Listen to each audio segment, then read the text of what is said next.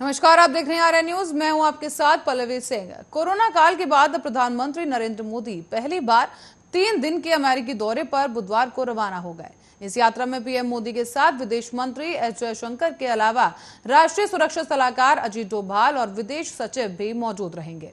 बताते चले कि अमेरिकी रवाना होने से पहले पीएम मोदी ने कहा कि वो संयुक्त राज्य अमेरिका के महामहिम राष्ट्रपति जो बाइडेन के निमंत्रण पर 22 से 25 सितंबर 2021 तक यूएसए का दौरा करेंगे।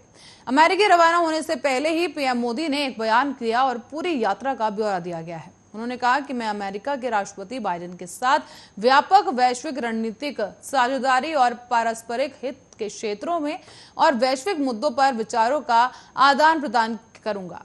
मैं दोनों देशों के बीच विशेष रूप से विज्ञान और प्रौद्योगिकी के क्षेत्र में सहयोग के अवसरों का पता लगाने के लिए उपराष्ट्रपति कमला हैरिस से मिलने के लिए भी उत्सुक हूं। बयान में सामने कहा गया कि राष्ट्रपति बाइडेन ऑस्ट्रेलिया के प्रधानमंत्री स्कॉट मॉरिसन और जापान के प्रधानमंत्री योशिहिदे सुगा के साथ पहली व्यक्तिगत रूप से क्वाड लीडर्स शिखर सम्मेलन में भी भाग लूंगा।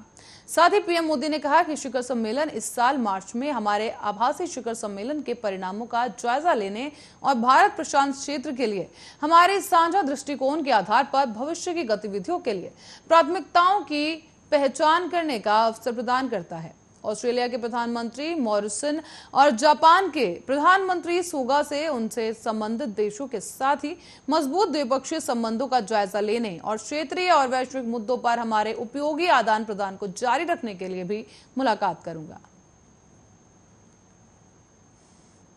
हिमाचल प्रदेश के मंडी में कोरोना मामलों में बढ़ोतरी देखी गई और एक कोरोना विस्फोट के तौर पर यह सामने आया। वहां मौजूद एक बोर्डिंग स्कूल में करीब 79 छात्र छात्राएं और 3 स्टाफ मेंबर कोरोना पॉजिटिव पाए गए। ये मामला मंडी के धर्मपुर में स्थित एक स्कूल का है, जहां पर फिलहाल इस पूरे इलाके को सील कर दिया गया है। बता दें कि हिमाचल प्रदेश में हाल ही में स्कूलों को 25 सितंबर तक के लिए बंद रखने का फैसला पिछले हफ्ते ही ले लिया गया था।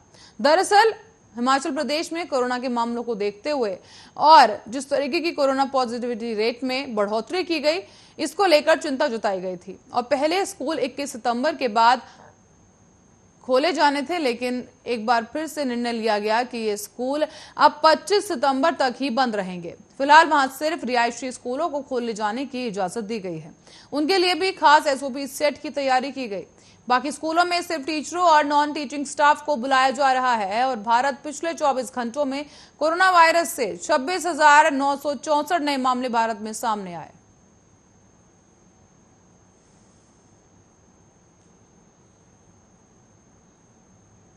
केंद्रीय माध्यमिक शिक्षा बोर्ड ऐसे 22 शिक्षकों को सम्मानित कर रहा है जिन्होंने शिक्षा के क्षेत्र में एक अहम भूमिका निभाई और शिक्षण और स्कूल नेतृत्व में उत्कृष्ट प्रदर्शन किया है। इसमें देश विदेश के 22 शिक्षकों और प्रधानाचार्यों को सीबीएसई टीचर अवार्ड दिया गया है।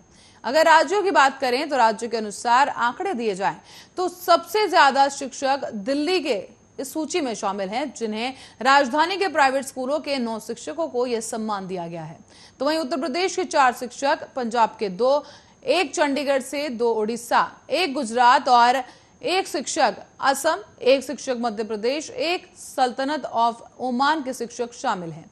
सभी को पुरस्कार स्वरूप प्रशस्ति पत्र और शॉल और 50,000 रुपए की राशि दी गई। साथ ही आपको बता दें, minister of state for education Annapurna Devi ने 21 सितंबर को केंद्रीय माध्यमिक शिक्षा बोर्ड के स्कूलों के टीचर्स और प्रिंसिपल्स को सम्मानित किया है। ये कार्यक्रम CBSE honour for excellence in teaching and school leadership 2020-21 का लाइव टेलीकास्ट सीबीएसई की यूट्यूब चैनल पर भी किया गया। ऐसे में मुख्यालय से ये ब्रॉडकास्ट सुबह 11 बजे किया गया था।